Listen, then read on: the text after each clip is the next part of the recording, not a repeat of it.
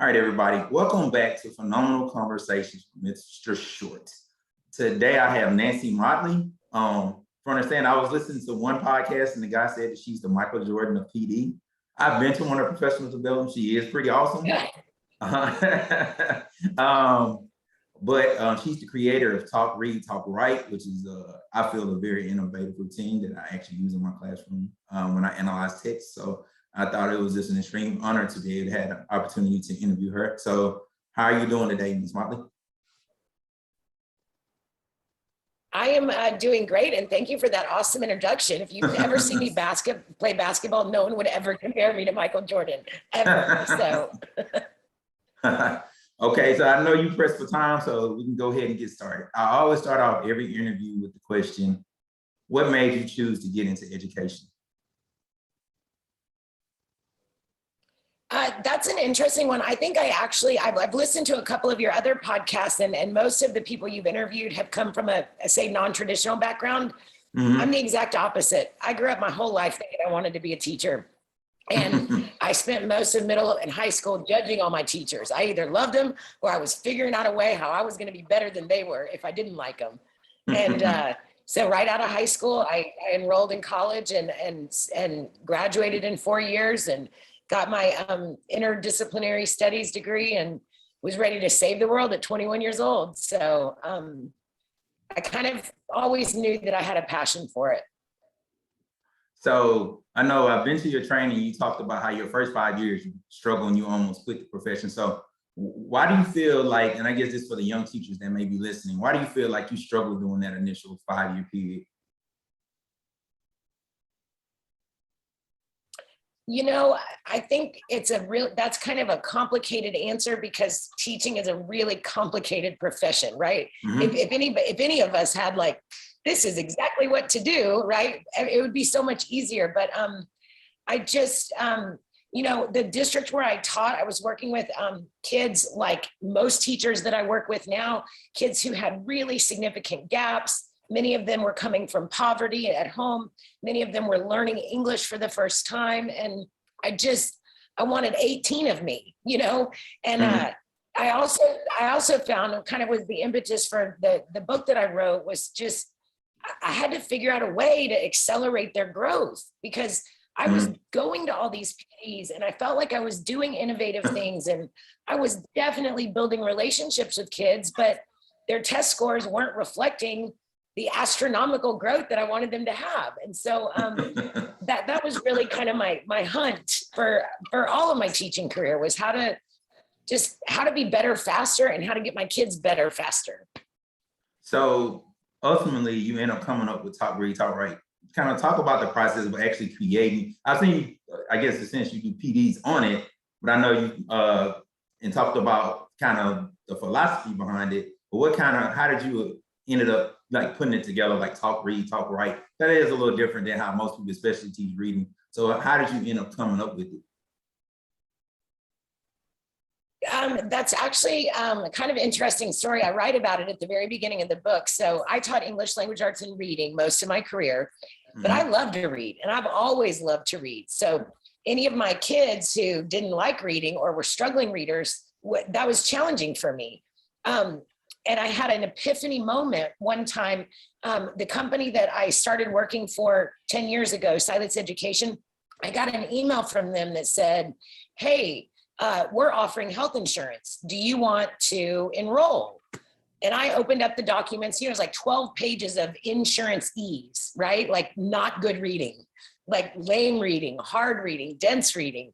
And I put my eyes on it and I realized that I had scrolled through about 2 pages of this document and I hadn't processed any of it, right? Like it hadn't made sense to me because it was boring and it was hard as an adult even, right? So I called my husband. I said, Marshall, do you want to switch insurance companies? I just was going to throw it on him. And he said, babe, I'm at work. And I was like, I know, but I don't want to read all this. And he said, well, Nancy, you got to find out what the plan is like. And he asked me all these insurance related questions. What's their maternity coverage? What's the out of pocket annually? What are the co-pays? How much does the ER cost? And I said, slow down. And I wrote all of his questions down or the bullet points. And then I went back into the exact same long, boring, dense text but now I had a purpose, right? Like I knew what I was trying to get out of reading that. And I found all those answers. And then I called him back again. And I said, okay, here's the maternity coverage. The ER is $250, blah, we talked it through. And he said, let's talk again when we get home. I'll look at mine. We did that. We decided we did want to switch to insurance companies. So then I wrote an email to my, what's the name of it? Our human resources person. And I said, we do want to enroll. What are the next steps in the process? Okay. Long story short, upon reflection, I failed at reading that the first time completely.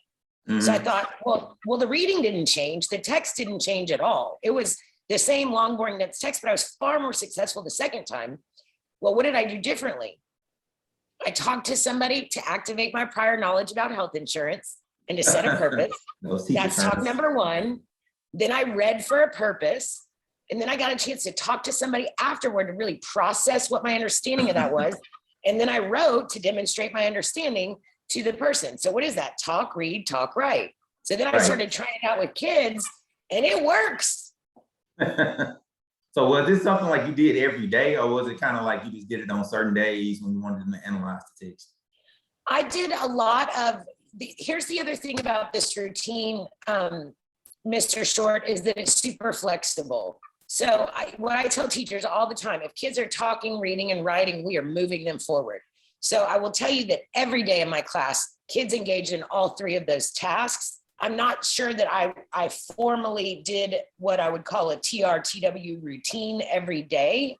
But what I've seen in my work now as a consultant with large volumes of teachers is when they use it fairly regularly, 2 to 3 times a week, and they use it as a routine. They call it a routine. Guess what happens? Their students learn it as a routine, right? And so you say, hey, we're going to TRTW this article. And they're like, boom, I'm ready. I know what's going on now. And I think they approach the reading with more positive momentum than if you didn't use the routine. So you've spoken about how you became a reading specialist and being able to, I think you even said that you became like a little person around school. Everybody just kind of followed you around almost. You started doing like little mini PDs at that time. So how did you get other teachers to implement talk, read, talk, write? Because as we all know, with reading teachers, one, we probably can be the most difficult, but also the hardest to change our ways as far as how we do things. How did you get them to implement something that's probably so different than what they're used to? Well, part of that is that I'm just really, really extroverted and I don't like to be alone. So any of our planning periods, I'd go sit with the other reading teachers. And even if they didn't really want to plan with me, I'd plan by myself, but in their room and kind of say, hey, look at what this, or have you ever thought about that? Or what about this? So I really did a lot of collaborating with the people in my building and on my team who had a growth mindset, who were open, who were wanting to do things together. And that kind of snowballed into really shifting our campus culture, because they saw, number one, how much fun we were having and how awesome our kids were doing at everything. And then teachers really all want, I wouldn't say all, not all, but the large majority, they wanted to be part of it. And at that point, my principal said, will you do some stuff after school? Will you do some stuff in the summer? And of course, my answer to that is yes. I'm only going to grow as a professional, and then it's only going to benefit the kids we serve. All right. So obviously you end up being awesome in that role, and then you end up taking some time off. So during that time off, before you start working for Sidlitz, or I guess I pronounced that so wrong. Sidlitz, I'm sorry. So what were you thinking about during that time? Did you think you were going to get back into education at that point? All I was thinking about at that time was dirty diapers and more sleep, because I had 2 babies. So I was a stay-at-home mom for 4 years, and I loved every second of it. And I really didn't think about anything else except for my 2 daughters.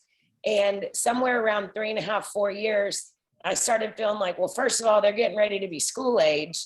And my brain hadn't been challenged in a while. I felt like, how muscles atrophy. I felt like my brain was doing that a little bit, just, playing patty cake and watching, Dora the Explorer over and over again. And so that's when I really thought, I want to get back into education. But at that point, I was looking for something different than being a classroom teacher or being a specialist. I felt like I had mastered both of those roles pretty well. I had no interest, nor do I still have any interest in being a principal ever. Not the job for me. I get that. Yeah.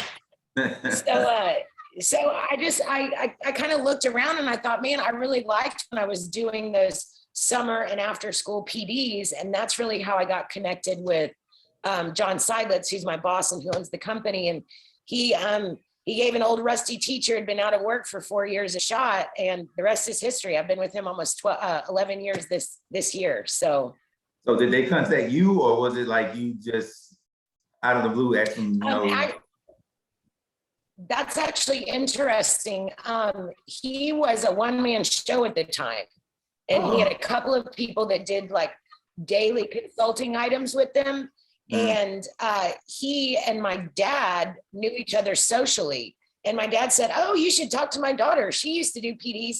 And of course, John probably rolled his eyes going, every dad thinks their kid is awesome at everything. I don't know about all that. And so he gave me his email address and I sent him my resume. And from there, he saw that I was the teacher of the year in A-Leaf. And he goes, oh man, I know a lot about A-Leaf. Let me call her.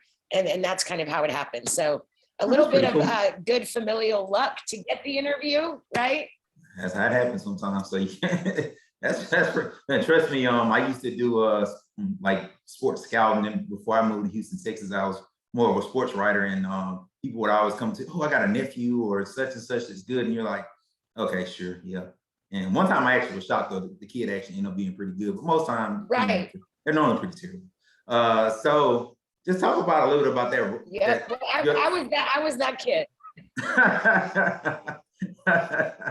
So talk a little bit about your time with Seidlitz and the work you've been able to do. What has kind of been the most gratifying part of it? Because obviously one thing I even kind of struggle with, if say I was to eventually do something like that, say, man, I like the idea of just being at the school and seeing the actual results yourself and being there and seeing the growth in the kids. So shifting to that type of role, what's been the most gratifying part of it, considering, you're not there physically in the school all the time?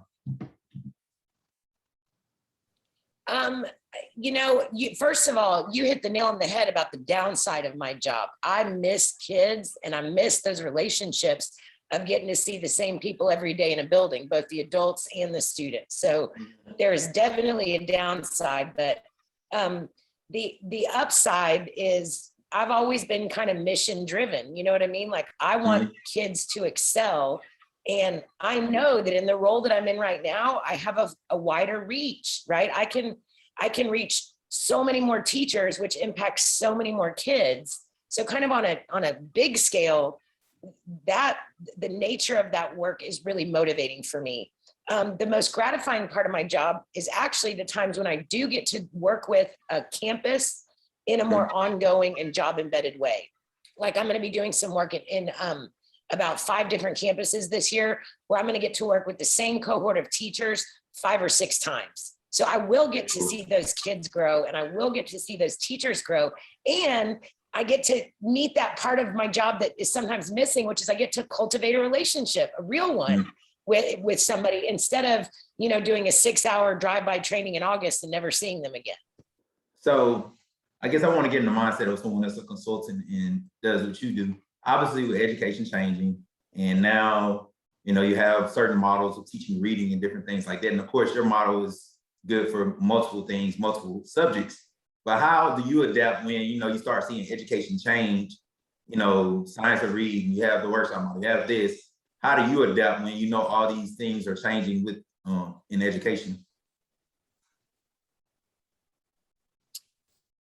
That's a good question. First of all, and this might sound cliche, but I do believe that good teaching is good teaching. Like if I am focusing number one, first and foremost, on a relationship with my students, and from there, doing my very best to teach in a way where they understand it and they're growing. And to me, any new fad, any new pendulum swing in education, anything that gets thrown at me, that's the litmus test. Are my kids moving forward or are they not? You know what I mean? And at least for my routine, I saw significant gains in my kids, and I've seen it in thousands of other teachers' kids up to this point as well. So I think it's going to stand the test of time. And just to clarify, kind of my vision of what Talk Read, Talk Write is, I don't think of it necessarily as a way to teach reading. I think of it as a way to teach any concept in any subject, but the way we're teaching those concepts is through those literacy skills. So, Right. I mean, I actually have done this. I've done this training in an audience full of bilingual kindergarten teachers. I've also done this training in an audience of only high school science teachers, right? So it's not, I get nervous because anybody who doesn't come from like you come from a reading background, but if you don't, people are like, oh, that's for the other teacher. You know what I mean? But literacy is for all teachers. I know you agree with me on that, right? Well, it's so weird. I think people that probably don't understand education, reading and math teachers are almost like two different creatures. If you like, They are. They just like two different people. They just, math teachers don't want to hear anything about reading. You start talking about literacy and math, it's like their heads like, you know, they almost like, no, I don't want to hear it. And then you start telling a reading teacher about order of operation, like, what is it? Right. So, But, you know, I can appreciate that because that's the world they live in. And I know for me, I always felt pressed for time as a teacher. So I had to know it was relevant for me. So when I am training those math teachers, I got to get outside of my comfort zone and relearn about linear equations and show them a TRTW routine about linear equations. well, and the crazy part is, it almost as if for a math teacher, you almost need a strong reading teacher with you, because if the kids don't have that strong literacy background, those word problems are, you know, it's just not, it's a no-go. So they need that. So it is very Absolutely. important. So again, I knew you were pressed for time. So one question I kind of want to get to, what is next for you? I mean, obviously you've been doing the consulting for 10, 11 years. So where do you kind of see yourself going next with this? So I can tell you about two things that are on the horizon. One is in the last 3 years, I now have a team of consultants underneath me. So my role has shifted from doing all the work to doing some of the work and really focusing on growing leaders. So that's been a really gratifying job to get to work with my team of 5 amazing presenters, authors, trainers, and really help them shine and grow in their craft. So that's one thing that's been really nice to kind of transition into a more leadership role within my company.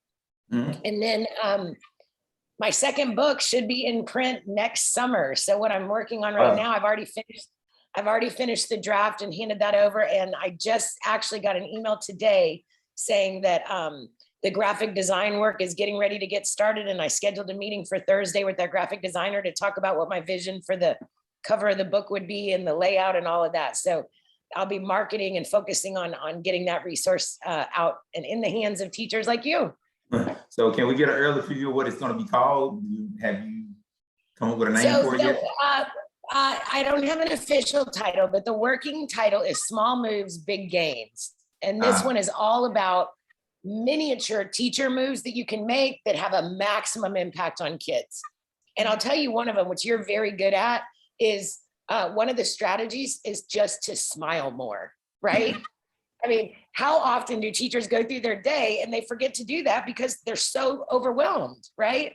It seems so easy, but literally I've done some work on this and collected some data on it. And even if your smile isn't real, if it's forced, your brain still releases happy hormones. And guess what that's going to do? It's only going to serve your kids better. So I'm really excited about that coming out. Yeah, that's the thing. The kids see that you're excited about like learning, they might be too. Because I know today I have a routine called Word Power, and I stood on a chair and they're just like, oh my God. And I did voices, and it's like they're learning about phonics and sounding out words. And it's like they don't even realize, they don't realize it's a method to the madness. You know, we did this 5-6 minutes and they're learning what short vowels is, they're learning what this is, but I do it on purpose because all of them engaged, they won't hear me say their name in a funny way. Boom, it proves the point. So like I said, small things make a big difference. Absolutely. So the final question I ask anyone, because I want people to understand like what it really means to get into education. I think that's kind of getting a little jaded nowadays. But what would be your advice? Not necessarily for someone who wants to get into consulting, but somebody who really wants to get into education. Because I think people think if someone's a consultant, of course you're making money from doing this, but they don't realize people like yourself have a true passion for it. You're just in a different role. So what would be your advice to anyone who wants to get into education? I think some really good advice. I was lucky in my first few years of teaching to work on a campus that had a big focus on collaboration. I think so many times new teachers, especially at the secondary level, right? If you're like a 6th through 12th grade teacher, but sometimes even at elementary, you just feel like you're an island unto yourself. So I would strongly encourage teachers to seek out other teachers who do what they do. And that might be in their building, or like, for example, you might be the only interventionist for primary on your campus. And if that's the case, we have the beauty and power of social media. I've just really gotten into Twitter the last 2 years, and it is mind-blowing to me the communities that are out there that, you know, somebody says, well, I'm the only one who teaches newcomers in the entire small town that I live in. Well, they don't have to be alone anymore, right? They can reach out virtually to thousands of other teachers who teach newcomers and get all the support and the ideas. They don't have to reinvent the wheel. They don't have to be by themselves. So whether you can collaborate in-house or virtually, that would probably be my biggest piece of advice for a new teacher. Oh yeah, I think that's some really good advice. I've had to learn that because I'm a nut for just the profession and love the craft of teaching. So, you know, I always find that honestly with other teachers, people who love just talking about it. They're like, what are you doing, man? I don't feel like talking about this right now. So Right. I definitely think that's very great, good advice as far as someone, because like I said, same way you might love it, there's plenty of people out there that just love talking about it and can talk about it till they're blue in the face, which probably drives most crazy. So I just wanted to thank you for joining me today.